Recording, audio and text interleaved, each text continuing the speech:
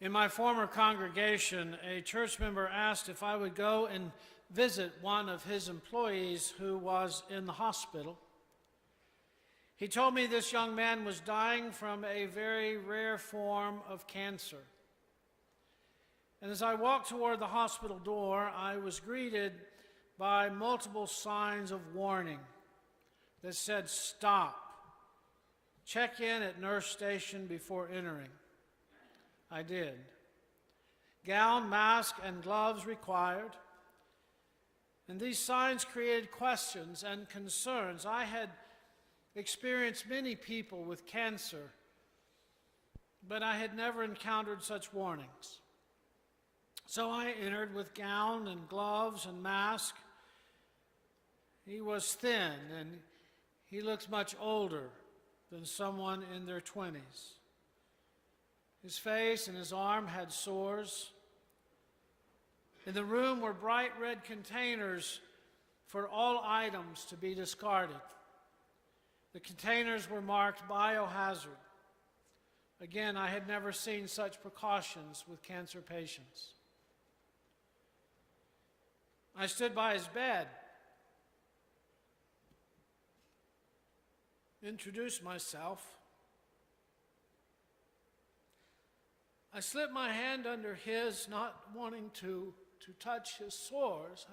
I didn't want to hurt him. I told him that Gary had asked me to come by, and we began some small talk about Gary and how great he was, how good of a guy he was, that kind of talk. And then there was silence. The kind of silence that's deafening.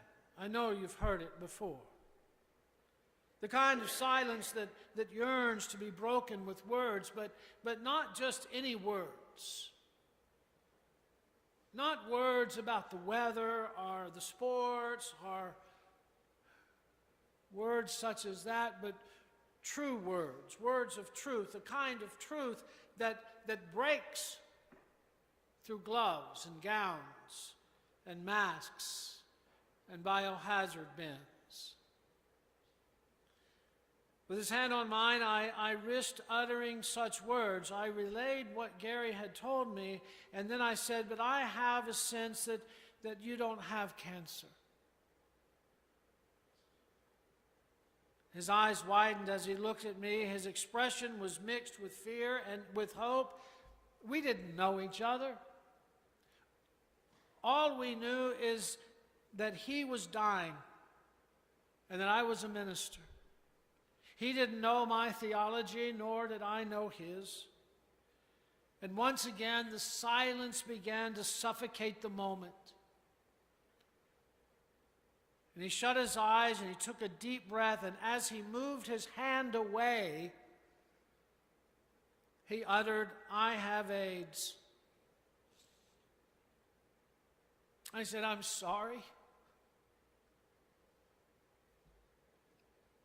I placed my hand under his again,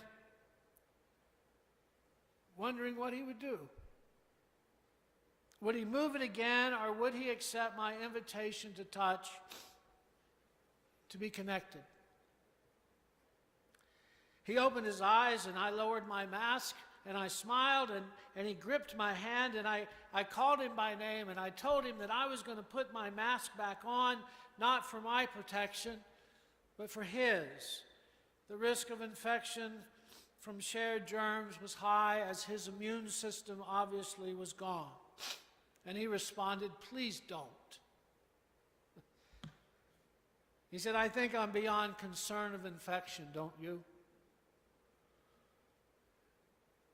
So against all the warning signs on the door, I took off my gloves, and again I placed my hand under his, and we talked. We talked about his family and how they would not understand nor accept him if they knew the cause of his disease. He was gay, unprotected sex.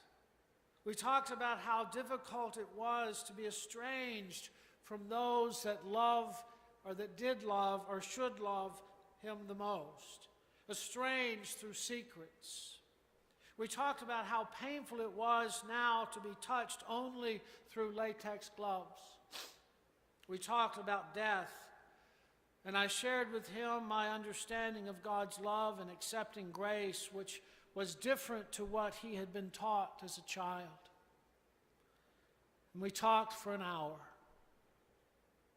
It wore him out, but yet there was this sense of rejuvenation. It was as if his spirit soared. Within a week, he died.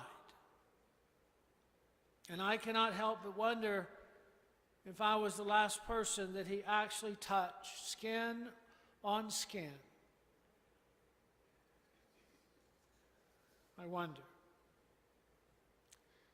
In today's scripture reading, Jesus is on his way to preach about God's kingdom.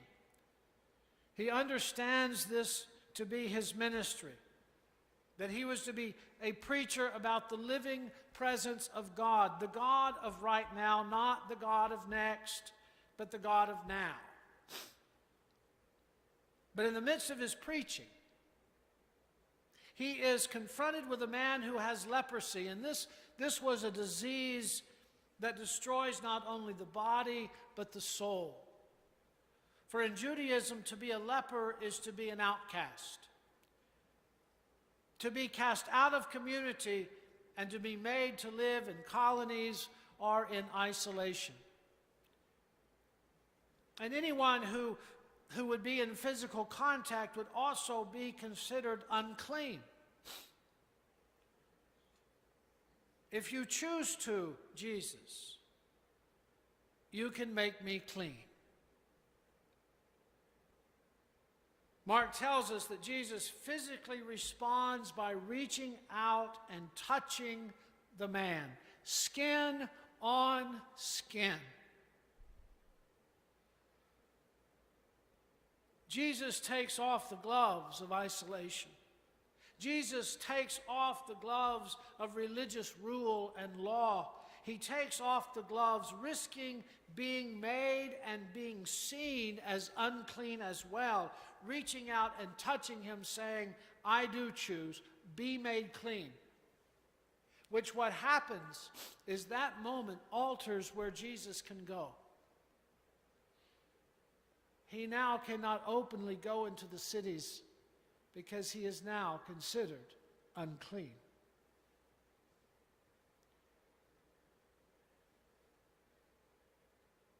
Mark tells us, though, more than just what Jesus did physically. But Mark helps us get inside of Jesus' thoughts and emotions, tells us that he was moved with pity. At least that is how our translation in the New Revised Standard Version reads. Other translations read, moved with compassion. But other ancient manuscripts interpret it quite differently. Matter of fact, anybody read the New International Version, the NIV? It's very common. The NIV says Jesus was indignant. Now, there is a far difference, isn't there, between moved with pity or moved with compassion, or Jesus was indignant. Indignant. What's going on there? But you see, some would argue that emotion, that even saying Jesus was indignant doesn't go far enough. In the 5th century, an early edition of the New Testament written in Greek, the Gospel of Mark describes Jesus' anger. Jesus reaches out with anger before healing the leper. In what is called source criticism, it is argued, and I think quite well, that scribes, don't fall out of your pews. When I tell you this, don't make a mad dash to the back of the church. There is great argument and good indication that the scribes later changed the word compassion or pity or anger to compassion or pity. And why is that? Well, because it didn't sit well with the scribes. The idea that Jesus would reach out with anger doesn't fit our Christology, our understanding of Jesus, and so they altered the text, and I'm going to also tell you, it didn't just happen once. Multiple times through the years, that sort of thing took place. So they changed it. Compassion sounds much better, doesn't it? It's more like Jesus. And I think, as I said, many of us would be on the side of the scribes, but it is more likely that the original story tells that Jesus reached out with anger. Jesus moved with anger. And this translation brings to light a very strong emotional reaction to the situation, doesn't it? Anger, when you define anger, you look at anger, anger is the emotional response to a perceived injustice. When we experience something, we think to ourselves, and when we think to ourselves, that's not fair, that's not right, watch out, because anger's coming. Anger usually follows that train of thought that says that's not right, that's not fair. When you feel like you've been slighted, when you feel like what is right or what is rightfully yours has been denied, whatever reason, when you get to that point and you say that's not fair, that's not right, anger is going to follow. It is this emotion that's often the catalyst for social and political, legislative, and religious change. When an injustice is brought to light and people respond by saying, that's not right, that's not fair, justice is now served righting the wrong or rewriting the rule. So from this translation, the question I think we must ask is, what has moved Jesus to anger? What has caused Jesus to be angry in this moment? What was wrong with this picture, and why is he responding from that mode that says, this is not right, this is not fair? Was he angry because he was asked to heal a man? Well, that's unlikely, really, because he doesn't display this emotion in any other healing story or any other request. Perhaps he's angry because he was interrupted from his task of preaching. You know, we've all been there before. We have something set, we're going to go do A, but something happens and we start having to do B. But I don't think we get angry about it. Frustrated, yes. But angry, no, probably not. Unless it just happens over and over and over again. But even that, it's unlikely, because we have several stories where Jesus was set to do A, he ends up doing B. How did he respond with anger? No. So why? What would make him so angry? Well, perhaps Jesus was angry at the disease itself, and how its fears and infectious nature cause people to live in isolation. The pain of separation experienced by a leper and his or her loved ones. You know, have you ever thought about that? One day, life is just normal, as can be. You get up, you embrace the day, you embrace your family, you go to work, you do what your social role, the social norm is in life, and you notice a spot on your wrist, on your arm, on your leg. You present it to the priest. He says, leper, and you're gone. You're gone. To only perhaps see those that you are connected to from a distance, if ever again. Perhaps that's what this disease that Jesus is angry about. I think Many of us have experienced anger because of a disease within our own self or disease within our inner circles that cheat and cut so much of life, and we get angry. We say, that's not fair.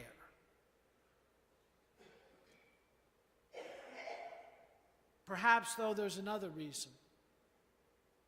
Perhaps the reason that Jesus became so angry can be heard in the words of the leper himself. Notice what he says to Jesus. He says, if you choose, you can make me clean. Notice he didn't say, if you choose, you can make me well. There is a difference. Jesus didn't, notice he didn't say to Jesus, you can cure my disease. Instead, you can make me clean. Perhaps what angered Jesus was the stigma attached to this person. How people saw him and how now he saw himself. Unclean, contaminated, dirty, trash, throwaway. Perhaps what angered Jesus was the system that separate, that label, that reject, that isolate, that condemn, that refuse relationship that's often done in the mighty name of God and preached in religion. Perhaps what angered Jesus was the attitude of others. Others who refused to take off their gloves.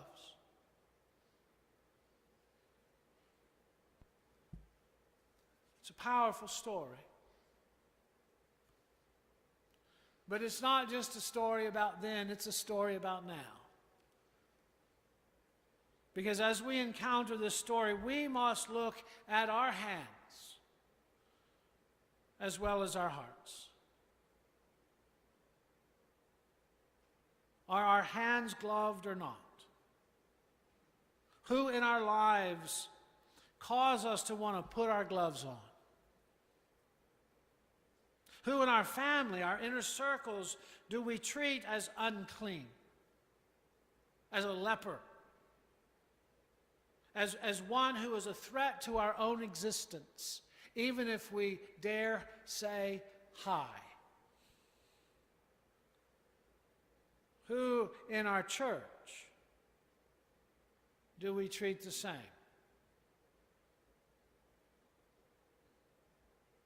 Jesus was angry because of the way this man was being treated. I do choose, said Jesus. I do choose. Be made clean. When the church reaches out to others, do we first put on our gloves so that our contact is kept at a minimum? Or do we have the gloves off, embracing others fully as loved children of God, which at times is not easy?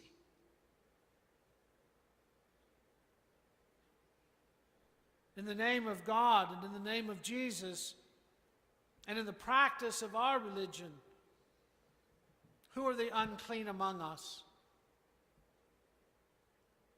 in the society in which we live?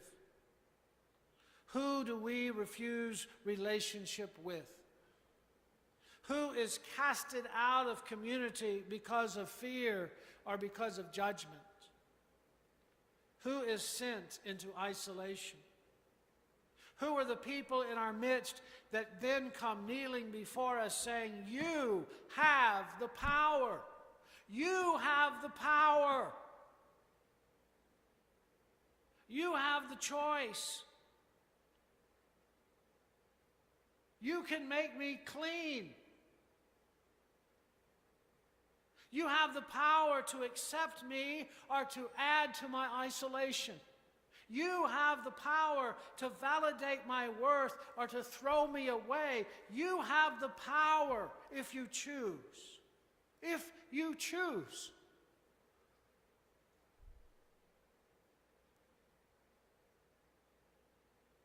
You have the power to make room at a table for me, and to invite me to eat some bread and drink some wine, and to tell me about Jesus, and to show me about Jesus. And please, please, don't wear gloves when you break the bread.